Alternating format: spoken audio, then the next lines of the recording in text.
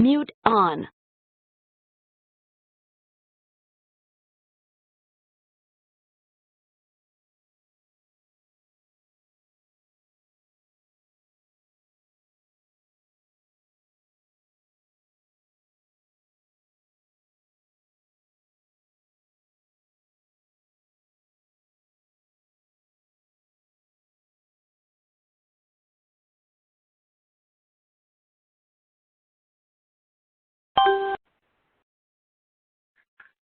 Hello, everybody, and welcome to today's webinar. My name is Chris Lugazima, and I'm with GreenPath's Education Department. I'm really excited today to be joined by our guest presenter, Amanda Clayman, who is a financial therapist, which we'll meet Amanda in a second here. Just a couple of housekeeping things. So you will notice as you join the room today, your phone is placed on mute, but you do have the ability to communicate with us. You may notice on most screens on the top right, you'll see a chat feature. So if you do send a chat, go ahead and send any chats that you like to all panelists.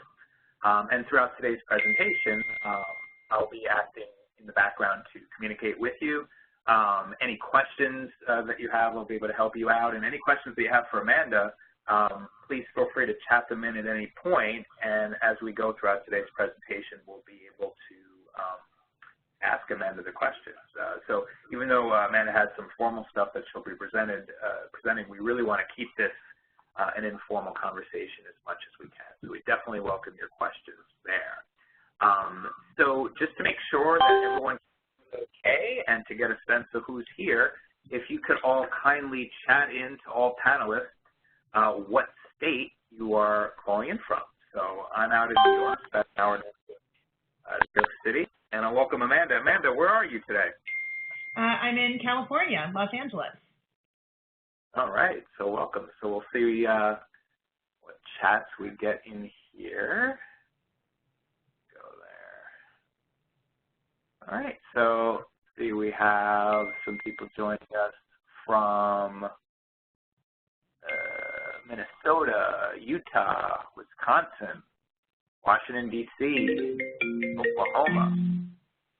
So we have a lot of representation here all over the country. So it's wonderful to see here.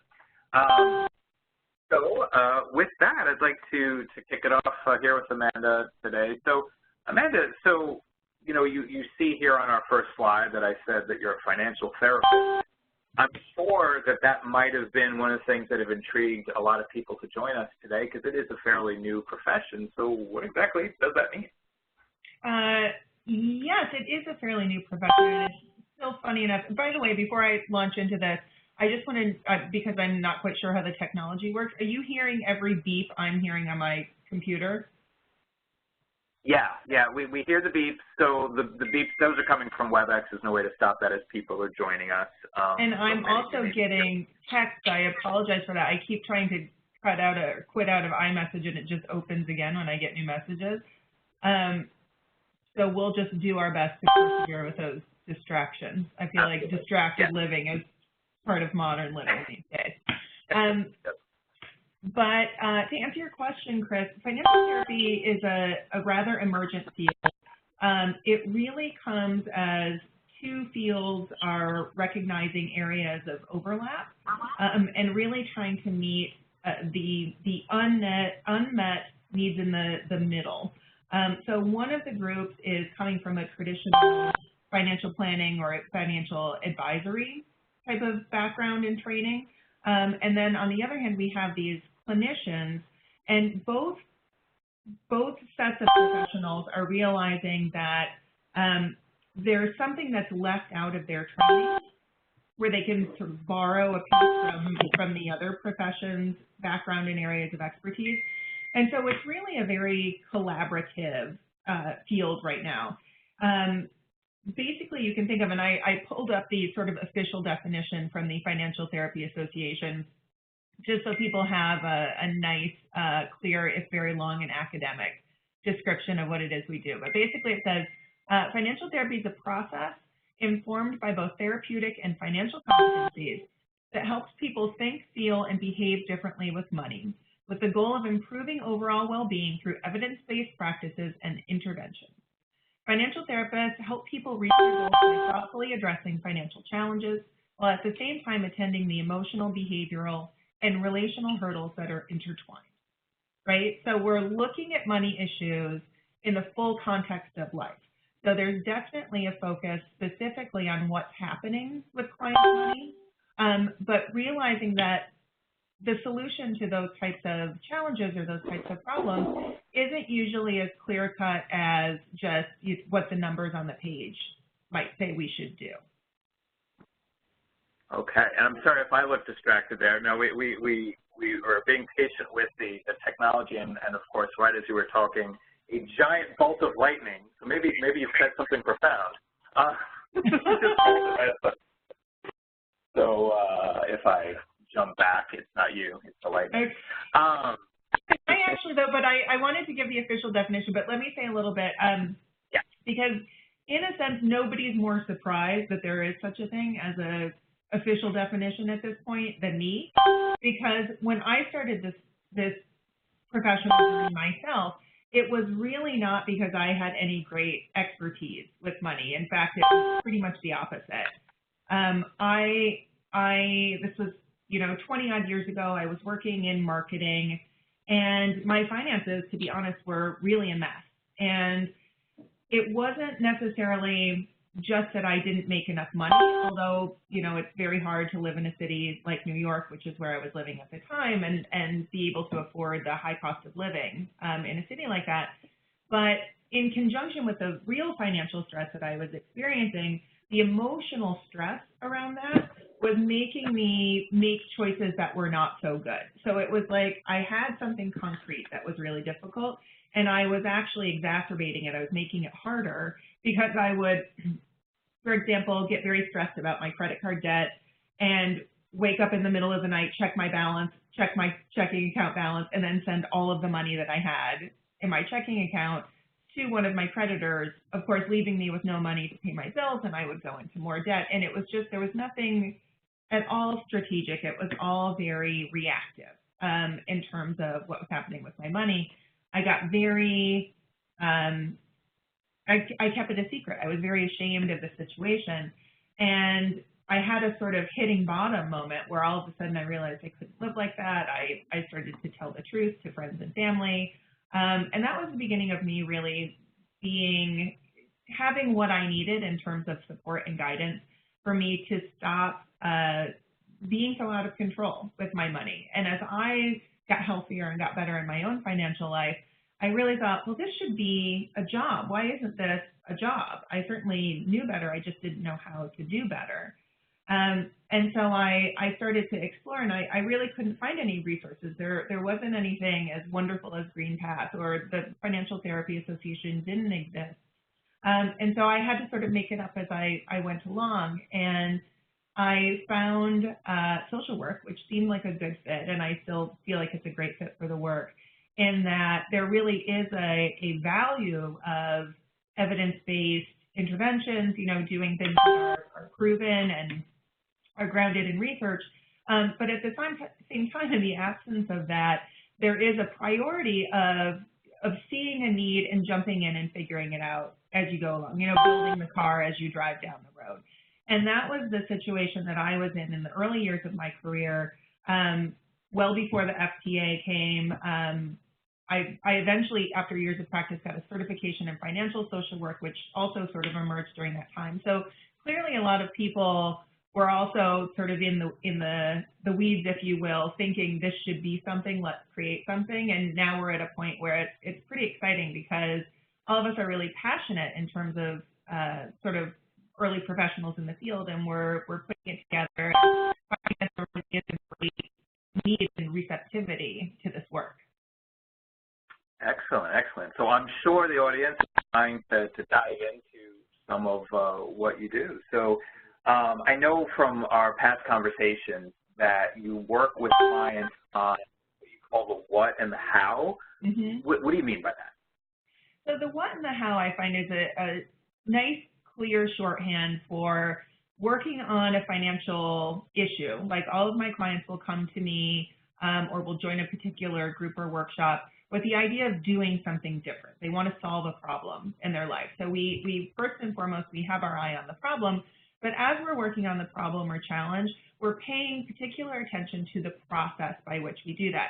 So I actually pulled this slide from a slide that I show in a workshop called Managing Cash Flow for Artists that I developed with a previous employer, the Actors Fund. So I was working with a lot of artists and creative professionals who have variable income, episodic work, et cetera, so lots of moving pieces in their financial life. So we were sort of paying attention, you'll see here in the framework, the what, of how money comes in and goes out of your life, how to create an organizational system and routine. I had a model for the 4S model, so we would look at what we needed to focus on in terms of like safety needs first, then solvency, which is having a positive cash flow, stabilizing that with building a contingency fund or a financial cushion, and then also thinking about our long-term security. So helping people orient in terms of what are the practical aspects of their financial life they should focus on, helps them partialize, work on one thing at a time, and then figure out what needed to change in their life in order to balance out their cash flow and what would sort of work in terms of like, you know, it might be, I need to make more money. Okay, obviously, but you know, how much time do you have in your life to pursue paid work? How does that fit in the rest of the other things that are priorities or commitments in your life, et cetera? So while we're looking at that, we're also processing the how in that. So how to pay attention to money without feeling emotionally overwhelmed or reacting the way that I would when I would look at my credit card balance and then take a not so strategic action as a result. So how we can pay attention, the value of reflection, being able to put what we're learning into context, think about how we feel about it and make values-based decisions. Manage and understand your brain on money, which is something I work with in pretty much, I would say, 100% of my my cases, because we need to sort of step back and understand what's happening in our bodies and brains when we're thinking about money, because money is a total body experience. And then we would need to I use a lot of cognitive behavioral techniques in my work, so looking at how to successfully structure tasks and address negative patterns and beliefs. So we're going to pull from a lot of these kinds of things today as we're talking about getting unstuck. I also like to say that the how piece is free.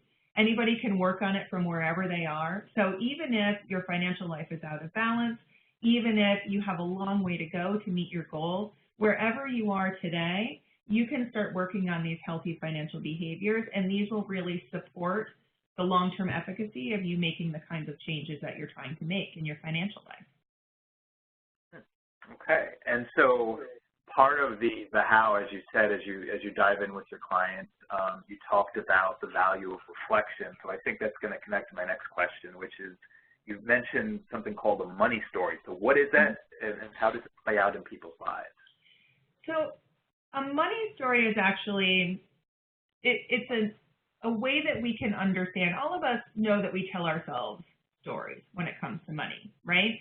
But we need to think about why we have these money stories in the first place and what value they have. We may be very clear on sort of how these money stories hold us back, what their limitations are, but we also need to appreciate why they're there, how they developed, and what they do for us. So let me start with just a little bit about the brain. The brain, we need to understand, is set up to be efficient in all ways. The brain is actually the organ of the body that burns the most energy. And so the brain is really optimized to be able to work efficiently, to be able to work quickly in our complex world, and to be able to just execute decisions that are familiar, that work according to predictive patterns. And so we don't usually make decisions. It's funny, some things we think of in terms of financial decisions as we sit down with a pen and paper or with a spreadsheet and we figure it out very logically. Most financial decisions actually are very intuitive. Something just feels right. Like if I were to say, is $5 a good price for a hot dog? You know, you're not thinking about the cost of the materials that go into a hot dog or the real estate from which that hot dog is being sold. You have a general sense of whether that seems like an appropriate price or not, and that's based on your entire history of eating hot dogs, provided you eat hot dogs, and your ability to very quickly synthesize that pattern of experience. So we have this sort of like, this feels right to me, this feels appropriate, I'm just going to move forward with it. But this pattern actually starts well before we're aware of what money is or even how to work with the sort of numerical values of money. Meaning starts getting attached to money and feelings start getting attached to money when we're little children. And the reason for that is because when we're young, we are dependent on our caregivers, obviously, to take care of us, right? And caregivers, I mean, I would say everybody, adults, there's nothing that pushes grown-ups' buttons quite like money does.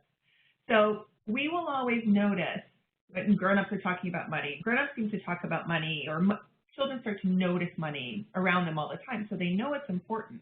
So they're paying attention, and they're seeing what the emotional sort of context is around money, or what the messages are. So like if, you know, somebody cuts off your mom while you're driving down the street in the car, and she's like, look at that jerk in the Mercedes who thinks they own the road. Like, you're getting a message around somebody has something nice and it's making them act in a sort of entitled or aggressive way. And these associations start to sort of clump together and make us have an idea of what money means. And then we go out with this pattern. Remember, we're pattern recognition machines. We go out with this pattern and we start to look for evidence of this in the world, or more accurately, we start to perceive evidence of this in the world.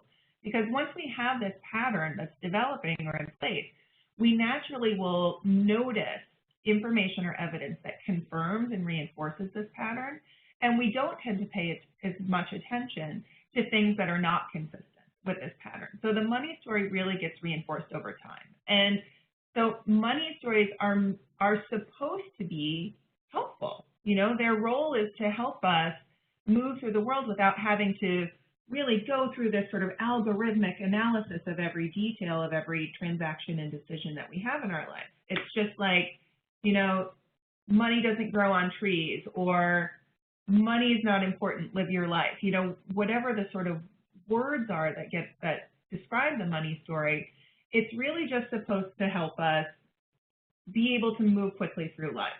But oftentimes we find that the money stories that we grow up with, or that sort of developed at one point in our life, are not useful to us as our lives change. We might start to experience discomfort as we sort of notice, hey, this money story seems to be really limiting me. I keep finding myself unable to break through it as I'm trying to create different circumstances in my life, as I'm trying to, you know, maybe be brave and start something more entrepreneurial, take more risks, or maybe I was taking too many risks and now I'm trying to be more conservative, etc. So getting out of our money story really requires us to be able to, first of all, sort of like acknowledge it, not just see it as something unhealthy or bad, realize that it had a value, but maybe we're growing outside of that value. And the other piece that I want to talk about along with money story is also just, because money story is sort of personal, there are also a lot of shortcuts that most people's brains tend to do. Actually, we can go back to yeah. Yep. Oh, sorry, no, that's good, Chris. We can go to that slide. It's fine. So I collected these. Sometimes to get to the money story, I will ask people, what is your first memory of money? And I always find it funny and illustrative because everybody's first memories of money are so different. But the reason that we encode memories is not just because something happened to us, it's because something emotionally significant happened to us. So memories get encoded because there is a feeling part of the experience that says, hey, this is important. So, you know, we have somebody who's saving his allowance at age 9 to be able to buy a can of Coke and a hot dog. Oh, I really talk a lot about hot dogs in my presentation. To buy this hot dog. And obviously he's feeling like the sense of being grown up, being able to have agency as he's moving through the world at age 9. And a similar story in the bottom right where somebody's 10 and she has $5 for pizza, and she feels like she's really treated as a grown-up because she has this money. Or the woman where she's saying, as a child, my parents used to give me an allowance and I understood I could buy candy and sell it at a higher price to all my fellow ballerinas. This is a person who understood the generative value of money. And I will say this person is like a startup CEO. So like the entrepreneurial bug was with her even when she was a little kid. But it's not always good stuff, right, that we experience with money. You know, there's a person who would watch her mother cry as she paid bills and just feel so scared and powerless. And for those of us who have scary or negative early experiences with money, sometimes what happens is that we always carry with us a sense of danger with money. So even as we're trying to do the right thing, and this can go back to the emotional piece, or you know, how we manage our emotions around money, it can be very hard to make financial decisions that always feel like there's sort of a danger that's out there. There's a wolf around the corner, because we're always going to be in a more activated state where our limbic system is engaged and we're sort of on one level in a real fight or flight or freeze mode, and yet we're trying to make these rational decisions, and these are actually like competing parts of the brain when that's occurring. But I was asking these questions of adults and older people, and everybody was able to just go right into what their first memory of money was, and to really feel, even all those years later, the power of that memory, the meaning of that memory, and how that still stayed with them well into their lives. Yeah, right. So it's not just this disconnected incident, it's something that really still lives on in ways that they were probably not aware of, and we're all not aware of with that. So before we get into the next topic, I want to open up a poll to ask you guys in the audience a couple of questions. So the first one is sort of a more general question. Let me open up the poll here. So as you see here, the question is, what is your primary reason for joining us today? Is it, I'm sure you all want to learn information for yourself, but is your primary reason to learn more info for yourself or for those you serve? I know we have both members of the public joining us today, as well as those that are in the practitioner field, whether it's at our various credit union and other bank partners, our other community partners, or even some GreenPath employees I see actually joined us today, which is really cool. I'll leave the poll open for about 15 more seconds, and then I'll share out the results with you guys. Looks like about 2/3 of you have responded so far.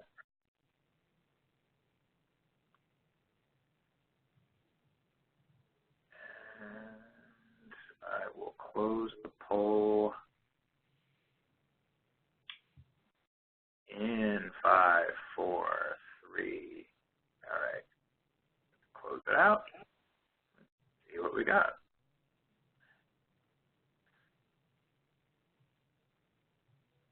WebEx is just taking a few seconds to tally the results here.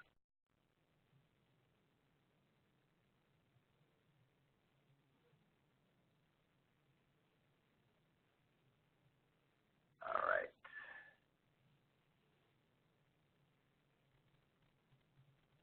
So as you can see here, hopefully, looks like we're kind of split. So almost half of you indicated that you're here to share this information with others, and a good percentage of you as well are primarily learning for yourself.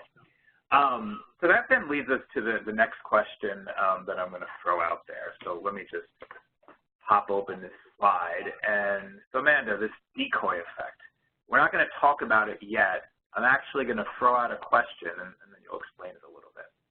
So here's our second poll. I want you to picture your favorite magazine, whatever that is, and you get an offer to pay for this magazine. Let's assume budgeting is not an issue, so you have the money to spend, and whether or not you actually choose to spend it, of course, is going to be up to you, but you do have money budgeted for magazines. And you're going to get 3 options. So here are your 3 options. Option 1 for $59 is the online-only portion of the magazine. or you could pay $125 for print only, or the same price for both print and online. So these are your three hypothetical options, and this is a psychological experiment. Let's see what you guys pick.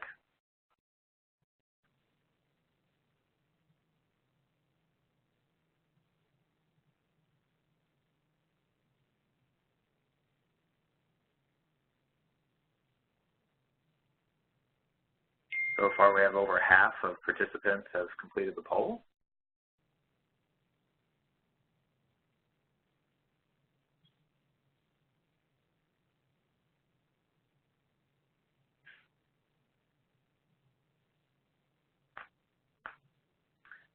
All right, so nearly 2/3 have completed the poll here, so I will go ahead and close it out, and let's see what the results are.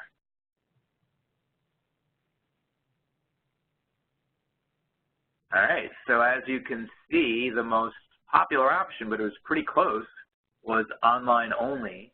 So 13, about almost a third picked online only, a little bit under a third picked print and online, and only a few people picked print only. Okay. All right, so Amanda, what does this have to do with your field, and what this has to do with our financial decisions? So I was actually really curious to see what the poll would be for this one, because this question goes back to an experiment that was done.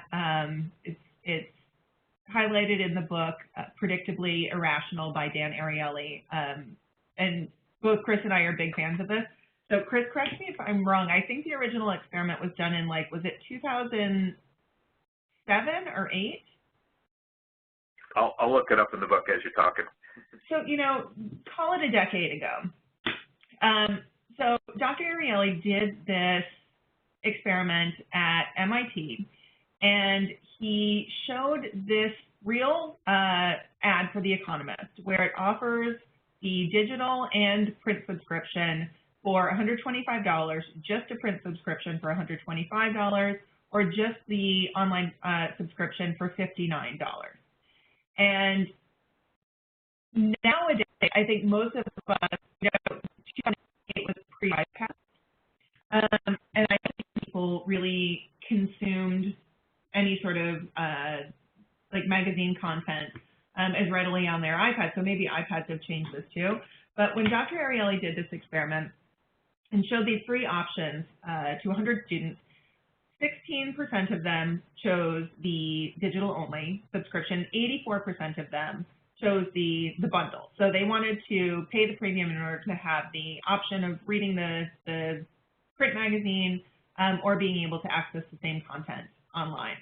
And so he was very curious, you know, why would you have, for the exact same price, this thing that's clearly inferior to one of the other, to the bundle that was offered? And obviously nobody chose the middle one in Dr. Ariely's experiment. And this was used to show the influence of the decoy effect. And the decoy effect is one of these cognitive biases. So I was explaining before about how the brain takes certain shortcuts as it processes, and some of those are based on meaning, and some of those are just sort of quirks, if you will, of how human beings get through the day and make the myriad of decisions that we need to make. And the decoy effect says that when you have multiple options, and it can be difficult in many cases to compare features or benefits of these different options, that if there are two options that are similar, but one is identifiably better than the similar option, we tend to just say, oh, that's got to be the best option. And I'll show the second part of this in a second, but they've actually used this too with online dating profiles, where they would show people a number of different match options, and among the different options, there would be one face that was digitally altered to be sort of askew, if you will. Not obvious, though, to sort of make features less symmetrical or something that looks similar but worse. And out of all of the different options that people would pick, people would most often pick the non-altered option, right? So just the very presence of the altered version would make them more likely to pick the other one rather than the other non-altered options. So we tend to be sort of for whatever reason, our brains are set up to go, I can't compare all of these different choices that I can make, except for these two seem like one is better than the other, so I'm going to pick that one. It kind of reminds me when we go to the movies that you'll see, or I notice like places like 7-Eleven will do this, where there'll be like a small will be $5, let's say, the soda, and then the medium $5.50 and the large $6. Yeah. And so even if you didn't want the large, it comparatively feels like it's a much better deal. Right. I know that gets into a slightly different effect, but it's a similarities there. It's very true. We see this all the time when it comes to upselling. I use another example a lot called anchoring, where the first price that we see, they try to bring our attention to something that is the highest price of all of our options, so that other prices seem more reasonable relative to that, but it sort of bumps up what we would be willing to pay for something if we didn't first anchor on that higher number. And we can actually study these in research and look, and we know that the decoy effect, cognitive biases, power of zero, like all of these things skew our ability to make value-based decisions when it comes to like per unit pricing. Bundling is another one where it can be just so hard to think like, but maybe I will want that extra feature, even though you haven't used it in the past. You feel like the amount that you would pay in addition is just so minimal, you might as well pick that option. So can you go to the next slide, Chris? Yeah, and before I do, just pay attention. So you notice in this iteration where you had the similar features printed online, 84% picked print or online. Now watch what happens when the middle option, print only, is removed. So once they took this away, it flipped, and 68% then went with the digital subscription, and 32% went for the higher priced print and web. So people really thought, you know what, I'm not going to read that magazine. It's less likely I'm going to read that magazine. They were able to be clearer about their own preferences and what they were willing to pay for those preferences once the distraction of that decoy was removed from their consideration set. So our group, I think we're moving in a direction of being more digitally native. So this particular experiment would probably have to be reconfigured to do the same test. Because I know for myself, like I can very quickly come up with the image of a stack of magazines in my house that I don't want to deal with. But I think it's a fun way to look at how these numbers flip and think of how we might be susceptible to the decoy effect in other areas of our lives. Yeah, because both groups, it was as an experiment in which it was a very similar group of people that answered each question. So. And remember, there are, I just want to say, 100 sort of verified different cognitive biases that we have. And these cognitive biases they affect everything from when we see stories on the news and then we estimate that something is a much bigger problem. I think it's called the availability heuristic. If we say, how often does this happen, we'll say it happens all the time because that's sort of what is first and foremost in our memories, et cetera. So human beings are not terribly accurate when it comes to some of our intuitive assessments. And there are all of these ways that our brain wants to go faster in terms of our decision-making process than if we were really able to slow down, look at information, have a place to process our feelings around it, and then be in a much more grounded and informed position to be able to make financial decisions or to contemplate changes in our behavior. Yeah, and so that leads us to the next question. As you mentioned, 100 different biases that happen. And well, actually, Amanda, I know you'll be sharing some resources that people in our audience can read about for more information. But what are some common mistakes that people make when they try to change their financial behavior? Well, I just wanted to throw out a couple because, again, 100% of my clients come to me in some sort of financial distress. That can be a real crisis, financial crisis in their lives, or it can be an experiential and emotional crisis around money. So something in their lives isn't working, and so they come they're arriving at a point where emotions are high because change is hard for every human being. We're sort of wired to, like I said, be efficient, follow that status quo. So it takes a lot of feeling to push us into something where we say, all right, I need to address this. People want to make change and they're experiencing distress. So these two things sort of can often cue us to be in a precarious position when it comes to how we actually approach the changes that we're trying to make. So some common mistakes that I see are people rush to this early assumption about what they need to change. And in that assumption about what needs to change, really what we're seeing is their particular money story really coming through. The money story is the first thing that steps up to say, hey, there's a problem. I can explain what's happening, and I know what to do about it. So the money story, for example, if you're working with someone or you yourself are experiencing like going into debt, not being able to maintain that positive cash flow, the money story is often, I need to work harder, I need to spend less. Usually people, I find, sort of fall on either side of that, depending on what their money story is. So they have a natural predisposition to either solve for more income or they'll want to solve for cutting back. And when we have that early assumption, when the story comes through, that's an important thing for us to recognize, but then we really want to be able to look for the evidence that either confirms the money story or says, hey, we need to look outside of this and have a more informed sense of what the problem is. So I really will get into this more in the next slide, but to be able to step back from our assumption and be able to figure out really what the problem is something that we need to sort of move through in the initial stage of trying to do this work. The other thing is trying to do too much too quickly. So sometimes it can feel like when we want to make a change, it's like there's this door that's open for a brief moment, and we just want to rush through that door before it closes.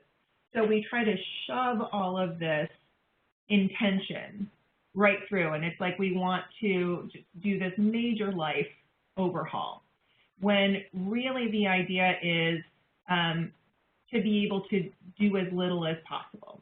So when we rush through too quickly, what we often do is pile too much change on our plates and set ourselves up to fail, which sort of just sends us running back into the arms of the status quo. It's too hard. We feel like, well, that didn't work. There's nothing else. All I can do is go back to this and be hopeless.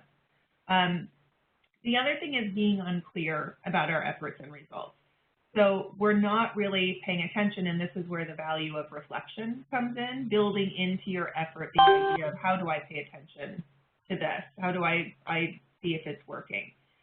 We just try to, for example, like cut categories of spending. So, if you're in a place where you would regularly take like a car service or a taxi or, a Lyft or Uber, I'm not going to do that anymore. I'm only going to take public transportation, or I'm always going to bring my lunch to work. And we're not really thinking about how those changes would play in our lives, or really how much money we would save by making those changes anyway. So we want to be able to come back to how we quantify what those changes would be. Another one is all or nothing thinking. I'm either successful or I fail. This either gets 100% better or it's not worth it. A lot of times this is a real learning process. We want to be able to really examine the degrees of change. Another one is giving behavior good or bad labels, like spending on clothes is bad. Not taking every shift or work opportunity that you're offered is bad. Cutting this out is good. Financial behavior is not good or bad. We really need to think of money as a more neutral energy source and remove these labels, which can be so critical and can actually add a lot of stress to the situation. Something I'd like to share with clients is the idea of a matrix of competing needs. And what I mean by that is that we have just a multiplicity of needs that we are managing all the time, from hunger to rest in terms of our physical needs, we have social and emotional needs, relational needs, we have identity needs. You know, Maslow, if you're coming from the clinical side, Maslow, Abraham Maslow was a researcher, and he came up with a whole hierarchy of needs that goes from, again, those survival needs to the top is self-actualization. And we as humans are thinking about these and sort of moving our way through these all the time. So you might feel like it is good to not go to restaurants, but if part of your socialization and your getting support and connection with friends and loved ones involves going to a restaurant, you may be meeting a financial need there, but you're also making yourself feel more lonely and disconnected and taking away this much needed support, which would help you deal with the stress of trying to make this change. So we need to try to be as aware of all of our different needs as we can and think about a way to approach money as a way that can sort of cover these as much as possible. Come up with the best plan, if you will. I see you nodding, Chris. Did you have a thought or a question about that one? It's art, not a science, right? So you might fix one thing and inadvertently mess up another if you're, and I think it ties into the other things that you're mentioning, right? Trying to do too much too quickly, it sounds like someone might be inadvertently ignoring a need by not thinking through a strategy when it comes to that. That's 100% correct. It is really a moment-to-moment balancing act. We can help ourselves by first, you know, again, pattern recognition. Once you hear this and you're like, oh, matrix of competing needs, sort of what are my needs that what am I feeling right now? What do I need right now? And we don't have to sort of make these decisions always in the moment. In fact, I recommend having regular contact with your money while you're thinking about this so that you can think, how do I want to use money in this period, this week, to be able to satisfy the things that are important to me? And that's why our feelings are so important to us. The goal is not to take away our feelings when it comes to money. We're not trying to be automatons or robots. We are trying to take this informed and balanced relational position with our money that says my money is here to help me live my best life. I'm not here to be in service to money, right? All right, so let's, did you want to speak to deferring rewards? I guess that was the last one. Yeah, so deferring rewards, so this, I think, connects back with the sort of good and bad labels. When we have experienced stress with money and maybe we have a certain amount of guilt or shame about that situation, sometimes we feel like we need to punish ourselves for past mistakes or past behaviors that we've had in our financial life. And so it's like, I just have to live this bare bones, sort of penitent life until I have fixed this mistake and remedied this situation. So it's like if you're trying to get out of debt, for example, and you are saying, I can't have any comfort in my life until I pay off this debt. This debt is crushing me.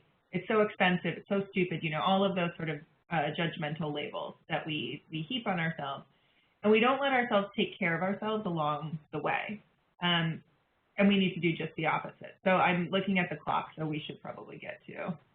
Yeah, so let me ask one question of the audience, too, that I forgot earlier on, is that I know some of you are joining from some of our partners. So if you happen to be crowded in front of a computer or projector with more than one person logged in, could you just kindly send me a quick chat as to how many people are in front of the computer? If you're just by yourself, you can ignore this, but if you're more than one person, just send a quick chat so that I could keep an accurate tally of how many people joined us today. Back to you, Amanda. So one final question that I had, and I want to leave time for audience questions, is, so if someone wants to change their financial life, how can they set themselves up for that? So to be successful, remember, we're focusing on our how, right, our process piece. And I will repeat, all of these things are free. Mostly they take time, and it's just our ability to give them our attention and our focus. Number one is approach this as a learning or growth experience. your money, I didn't become interested in money as a clinician because I'm into seeing, fat bank accounts. What I really love is that money often takes us on this journey through our lives. And I feel like money, in many cases, points us toward where we need to grow as people. So if we approach money as a learning and growth experience, we can reframe some of these challenges as, for me, when I said I knew what to do, I just didn't know how to do it. We can often start with getting this information and thinking like, I am using this information and this opportunity as a chance for me to learn and grow, not to repent, not to fix this deficit inside of me. I'm pausing. Right. I like your nodding, Chris. I just keep looking at you like, is there a question? No, I'll interrupt you if I have something to say. Don't worry. Next is understanding the role of stress and discomfort.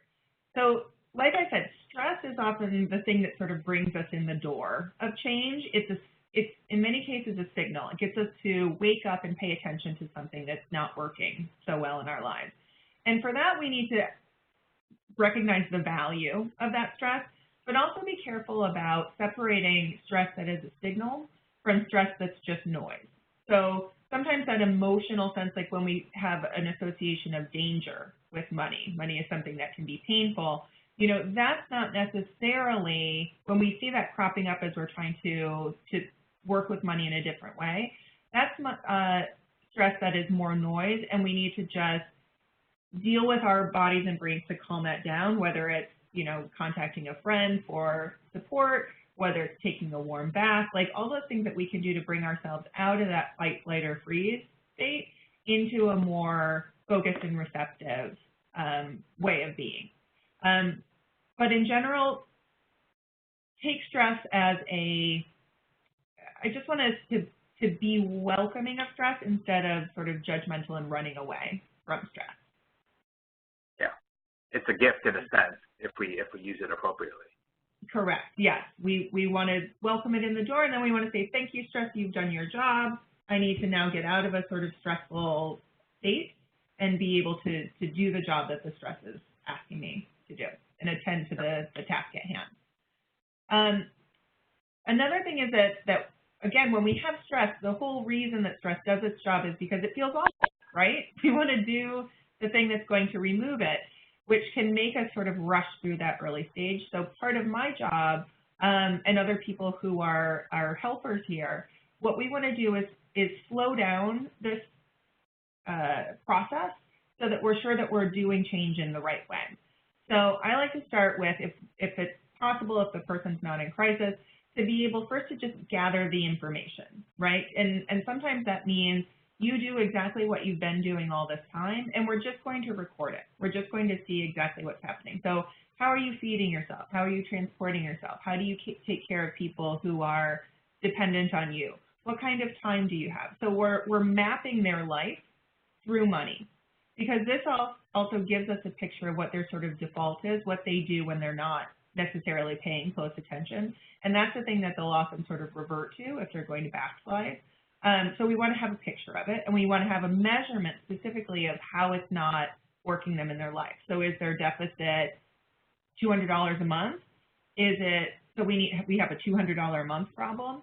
Is it that earning is sporadic, so they need to build up what amount of cushion to sort of even that out? So we really want to get specific about the problem, analyze different options, and be able to measure those options, and then also do a plan in their life. So as we're contemplating change, there's nothing wrong with bringing lunch to work every day, but we want to be able to also measure what that is. So how much time is that going to take you? How much does that change your grocery bill if now you're eating that meal? So we have a more informed picture of what that's going to look like. Do you only need to do that 3 days a week versus 5? There are all these ways that we can get specific about how that plan is going to be implemented. Next, we want to make sure that we work small, and there are 2 reasons for this. Number one is, as much as possible, we want to sort of move already sort of natural existing stress that we feel around change.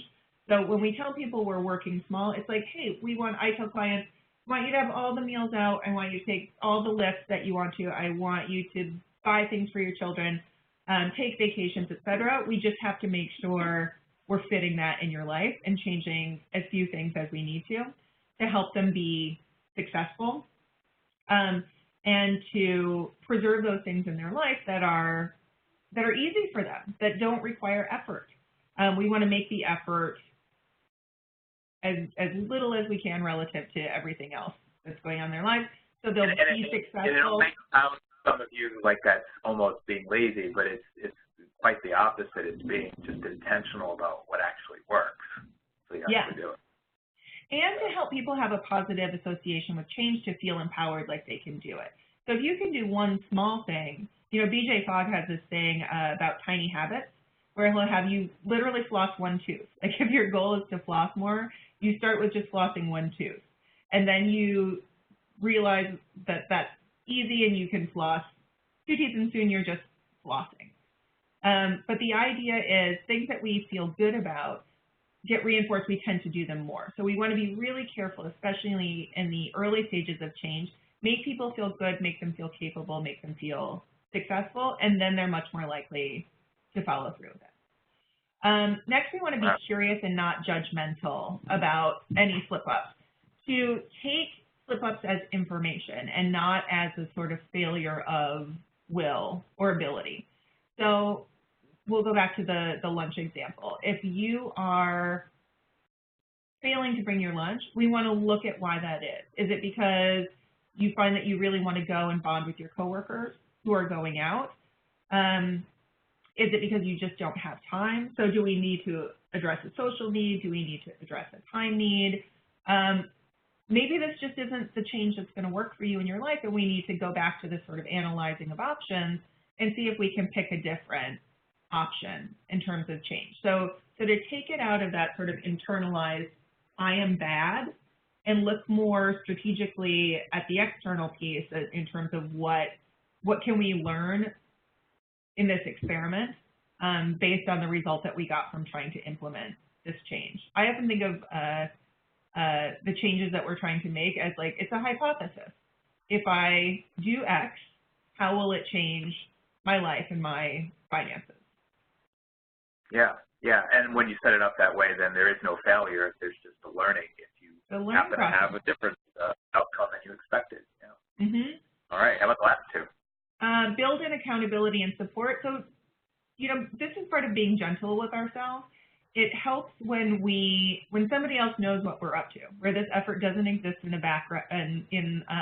vacuum, where people know and they care about our success and they want to help see us succeed. So they are, and we feel that too. We, you know, if we feel like our slip up is our own sort of private experience, it's very different from having to, like, you know, maybe you have friends and you all are working on a goal together, and you can say to your group, honestly, even when you slip up, here's what's going on, and you may feel supported in return, or you may feel like, ooh, I don't want to have to own up to my group that I did this, and so it helps you avoid the behavior in the first place. And last, we definitely, this is such an important one, want to reward ourselves along the way. So sometimes that means that we're not necessarily working on our goals at full speed. So that's part of the start small, right? We're making sure that we have rewards that are built in to the entire process, maybe around milestones or, you know, with keeping our discretionary. I always make sure that people have some money in their fund budget, and they're having that fund very deliberately and safely. So they know, even if it's just a slice of pizza, you know, so that one night of the week, you don't have to cook, you can get this slice of pizza. And while you're eating that pizza, it's very different from just, I'm tired, I know I shouldn't, oh, but I just can't deal with going home and making dinner, to, I have given myself this treat of not having to make dinner tonight. I know it's safe because I know what my numbers are, and I'm going to really enjoy this pizza because it's a gift that I'm giving myself. Or just a different orientation to the same experience that you might in the past have felt guilty about. Right. And we have to reward ourselves if we want to sustain behavioral change. Otherwise, everything in our bodies and brains is set up to revert back to what that old behavior was, what that old story was telling us. Going through a change process is a very slow process where we need to be consistent and we need to make sure that we are staying in balance as a person, not just as a balance sheet. Okay. And so here I'm showing some resources, and what I'll do is, since we have the email address of everyone that registered, all those of you that are attending today's presentation, I will take a PDF of some of the Amanda's slides today and send that out to you guys if it would be easier for you guys to share that. So can you just hit perhaps on the highlights of some of these resources a little bit?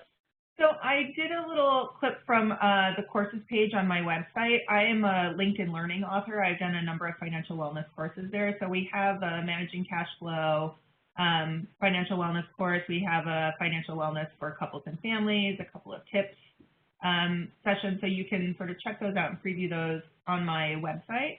And go to LinkedIn Learning. If you are a premium LinkedIn member, then you can access this for free, or you can do a trial if you just want to check those out. I also put a number of books, like I referenced the Ariely book there. Another one, Thinking Fast and Slow, is sort of going from that automatic brain, which we talked about a lot today, into a more deliberative cognitive process. I am not a huge consumer, I will say, of personal finance books, so I just have a few of them up there and a few websites. Obviously, GreenPath is on there. You guys have such great educational content and obviously supportive resources. And just, you know, I'm a YNAB user, so that one is my favorite, and otherwise I stay out of the app world. But if you guys want to share in the chat some of the apps that you really like, that could be helpful to your fellow attendees too. Yeah, and so now as we open it up for questions, so two possibilities. You can please chat to all panelists, so both myself and Amanda see it. Any questions that you have for Amanda, please throw it out there. As Amanda just suggested, if you have any apps that you like to use as well, feel free to share that, and I will call that out to the rest of the audience.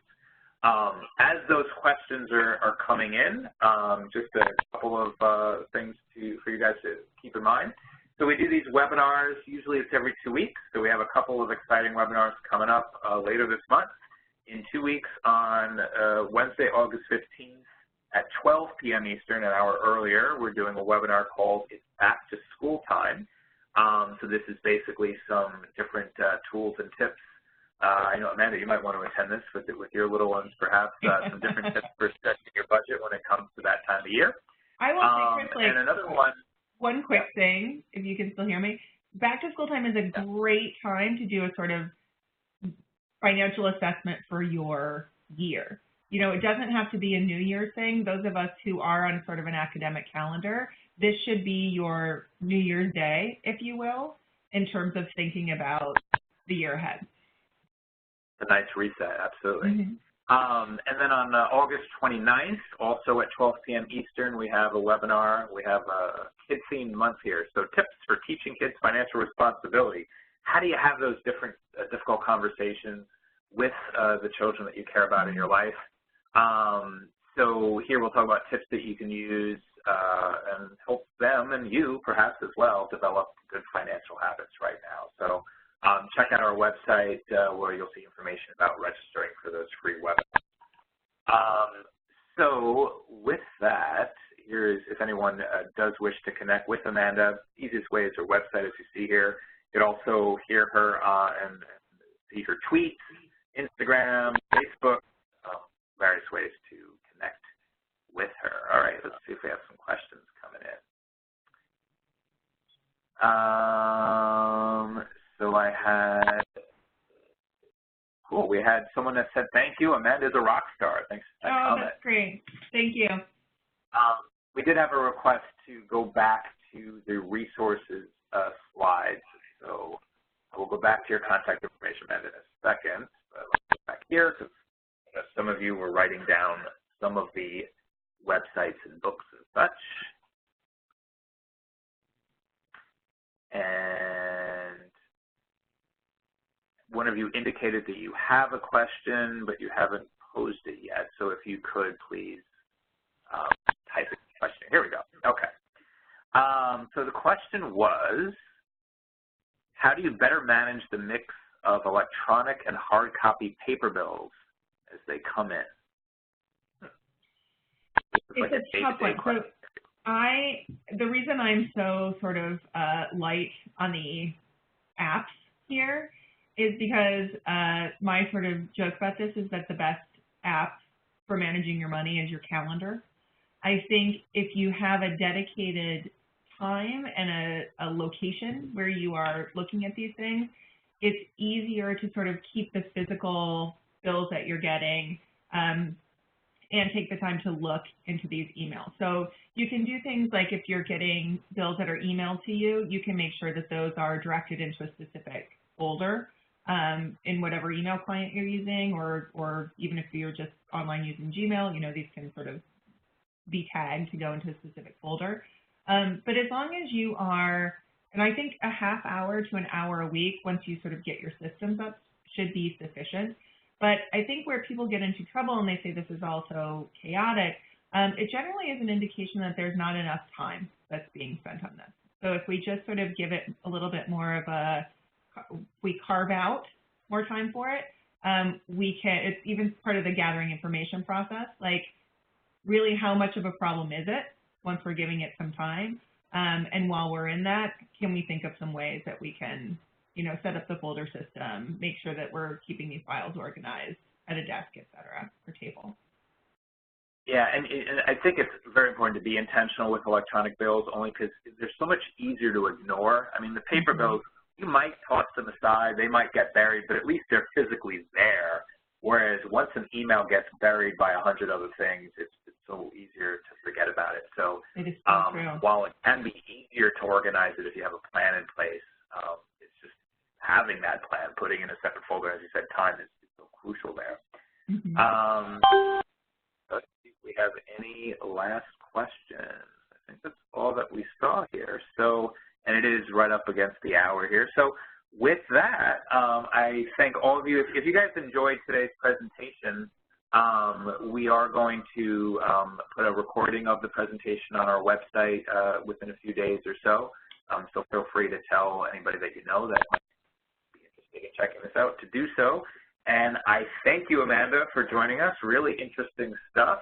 I know I can tell by the number of audience that we kept throughout today's presentation that they were engaged. So thank you for sharing your knowledge here. And I wish all of you a wonderful rest of the year at GreenPath. See you guys in a couple of weeks.